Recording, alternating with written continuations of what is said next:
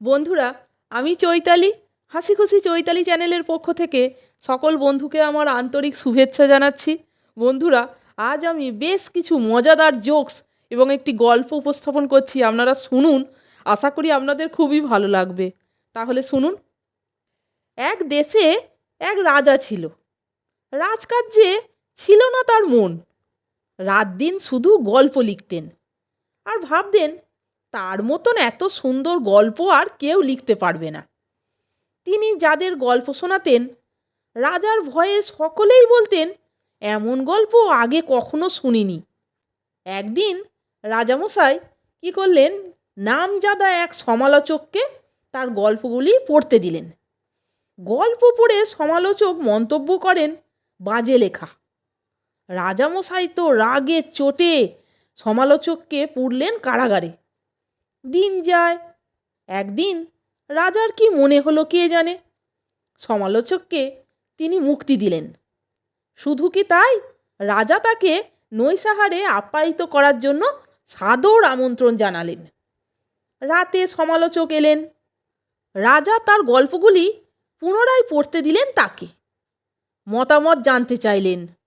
সমালোচক কোনো রকম মন্তব্য না করে প্রহরীকে বললেন, প্রহরী, তোমরা আবার আমায় কারাগারে নিয়ে চলো ভাই। বন্ধুরা, এখন আমি আপনাদের একটি মজাদার জোকস উপস্থাপন করে শোনাচ্ছি, আপনারা শুনুন। আশা করি ভালো লাগবে আপনাদের। নিরীহ কেরানি রামবাবু তার বসের কাছে গিয়ে কাঁচুমাচু হয়ে বললেন, স্যার, আগামীকাল দয়া করে আমাকে ছুটি দেবেন। বস তো এক ধমক লাগালেন, সে কি মশাই, আপনি জানেন না যে আগামীকালই আমাদের এই সপ্তাহের সবচাইতে ব্যস্ততার দিন? আগামীকালই ছুটি নিতে চাইছেন কেন? রামবাবু আরও মিনমিনিয়ে গলায় বললেন, না স্যার, মানে আগামীকাল আমাদের বিয়ের সুবর্ণ জয়ন্তী। তাই আমার ছেলে বাড়িতে একটা খাওয়া দাওয়ার আয়োজন করেছে।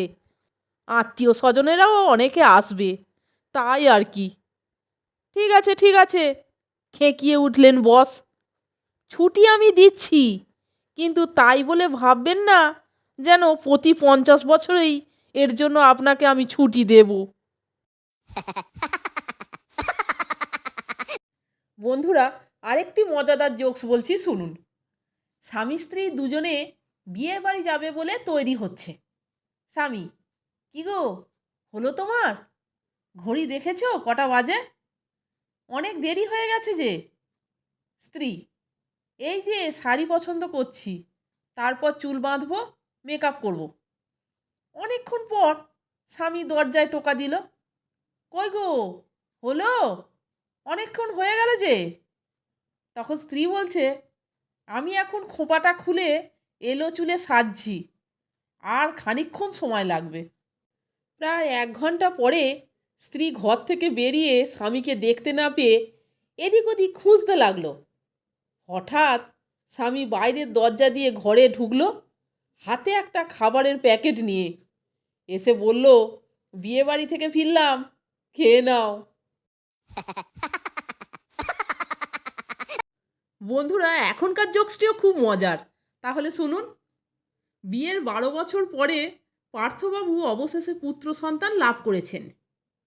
দিশেহারা পার্থবাবু ঠিক করলেন জ্যোতিষ ডেকে বিচার করাবেন। জ্যোতিষ দেখে বললেন, সব ঠিক আছে, কিন্তু ছেলে যখনই প্রথম বাবা বলে ডাকবে তখন ছেলের বাবা মারা যাবে। বাড়ির সবাই ভয়ে কাঁটা, কান্নাকাটি পড়ে গেছে। পার্থবাবু কাঁদছেন। বউ সান্ত্বনা দিয়ে বললেন, তোমার কোনো ভয় নেই, তোমার কিছু হবে না।